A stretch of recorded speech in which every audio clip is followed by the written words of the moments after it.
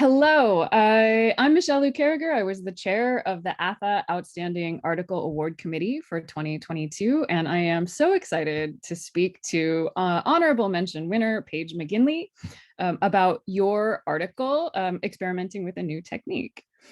So we have just a couple of questions to sort of situate this work. Viewers of this video may or may not have read the article yet, but I'm sure everyone will read the article after our talk.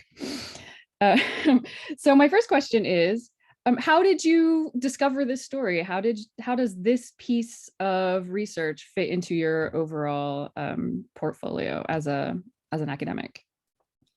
Well, first, thank you so much, Michelle, to you and the committee. I'm so honored by this honorable mention, and really grateful for the opportunity to talk with you more about the work. So thank you for that. So this article, Experimenting with a New Technique, Performance and Rehearsal in the Long Civil Rights Movement, emerges from research that I've been conducting for my book in progress, People Get Ready. And the sort of premise or jumping off point for People Get Ready is the idea that, broadly speaking, many of us know quite a lot about what we might call the signature events of the long civil rights movement. And I'm using this phrase, long civil rights movement, which is Jacqueline Dowd Hall's, to sort of signal a sort of longer sort of temporal span than is often attributed to the mid-century Black freedom struggle, right? So we know a lot about some of these signature events, right? I'm thinking about students sitting at lunch counters in Nashville, crossing the Pettus Bridge, and so many scholars whose work you and our audience will know well, people like Soika Colbert, Caretha Mitchell, Julius Fleming, right? They're theorizing direct action as performance, right, in ways that have been really, really productive for our field and add to our understanding of this historical moment. But one of the things I was really interested in is the sort of question of preparation. What did ordinary people do to get ready to do these extraordinary things? So that's the sort of big picture of the big project. And this article is picking up on a very specific historical moment in the 1940s, largely, when a group of people who described themselves as actionists, to distinguish themselves from the pacifists of earlier generations, began to employ what is known to some as a sociodrama, right? A kind of rehearsal practice. And in these rehearsals, they essentially discovered many of the sort of the repertoire of nonviolent direct action that would become, right, this world historical force in the decades to follow. Yeah, the whole committee for this award were super struck by your use of the idea of rehearsal, right? An idea that is drawn from theater studies and theater practice, rather than, I think, we often think of performance studies as having been like kind of magpie-like taking theories from other places and maybe bringing them to us. But this is one that really sort of comes out of theater and is applied so elegantly in your article and pulled out right from the historical record. That these theater techniques, right, are being sort of employed in a performance sort of outside the theater in such an incredibly effective and exciting way. So let's talk a little bit more about this notion of rehearsal and I don't know how much of it comes out of theater, or are we sort of, homeopathically recognizing it elsewhere? Yeah, I mean, I've been really interested in the, I think this may not come through in the article so much as maybe other parts of the book in progress, but I've been really interested in the way that what might be called a sort of radical dramatics practice that took place at places like Highlander Folk School, Brookwood Labor College, other kinds of workers' education projects, many of which were interracial, and in the case of the Jim Crow South, sort of defiantly so. How these sorts of radical dramatics practices sort of feed in to the direct action rehearsals of the 1940s. But I think rehearsal feels to me like a really potent. It's not a metaphor, right? It's the word that the actionists were using. Sometimes they described what they were doing as role play. At other times, they described it as sociodrama, which emerges from this sort of psychodrama, sort of psychotherapy dimension. And then sometimes they called it rehearsal. And so they were very conscious of sort of ideas about acting and acting it out.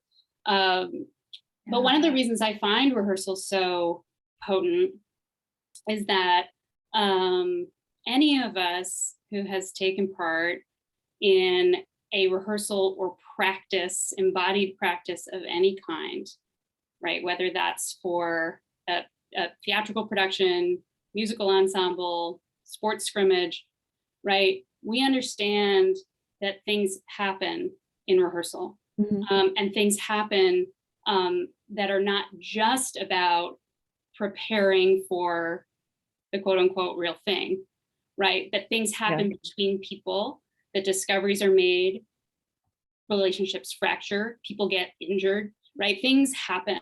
And so I'm also really interested in bringing rehearsal forward to think about what is happening in those spaces vis-a-vis the building of the beloved community, the working out of, debates around the movement, around direct action. And so, yeah, that's one of the things I've been trying to think about. Yeah. I mean, that aspect of, I hadn't thought about it so much, but the aspect of this is also where things could fall apart, right? Like it doesn't always come together, and that there's a sort of scientific experimental element to it, I think was another thing that was sort of really exciting about this. So I'll use that to sort of segue into our last, into my last question, which has to do with one thing that I got sort of personally super excited about when reading this article, was to think, what if this is an alternative genealogy for performance studies? Like, what if we were to think of some of the progenitors of performance studies being, less kind of a European anthropologist and more, or anthropologists, and what if we thought of them as being civil rights leaders who are inspired by Gandhian principles? Like that is such a different path around the world and through historical events to lead us to performance studies. So I don't know, this was sort of an open-ended, but like, what if we sort of claim these people as performance theorists? What could we do next? Or what's the invitation, I suppose, to the field? Yeah, what if indeed? I mean, I'm really grateful to you for sort of picking up that breadcrumb and expanding it for us, because I mean, in the course of doing this work, it occurred to me all the time, right, that the rehearsals and the practices and the embodied theorizing, right, that I was witnessing in these archival materials and in the oral histories, these are all emerging at the same moment, right, that this field of performance studies is coalescing, right, mid-century. And of course, there are so many of our, we often narrate the field and the field's emergence as having some relationship to direct action, protest, right, performance in the streets. And so to me, it's not a leap at all to say, well then, right, Bayard Rustin, Pauli Murray, a Black-led grassroots movement is working this stuff out, right? And they're working it out in a global sense, right? You talked about Gandhi. This is also directly linked with, anti-colonial activism, right? Things that are happening throughout the world, right? And so I do hope that readers will take this as an invitation to think through what would it be like to have Polly Murray on that Introduction to Performance Studies syllabus, right? Yes. What would that allow us to do next, and how would that allow us to sort of look to the theory and practice of action, right? That was being worked out in mid-century. That's awesome. Okay, so that's the challenge for the viewers and the folks who are about to go out and read this article if they haven't yet. How do you put Polly Murray on your syllabus? Coming up next. Congratulations once more. Thank you so much for this work.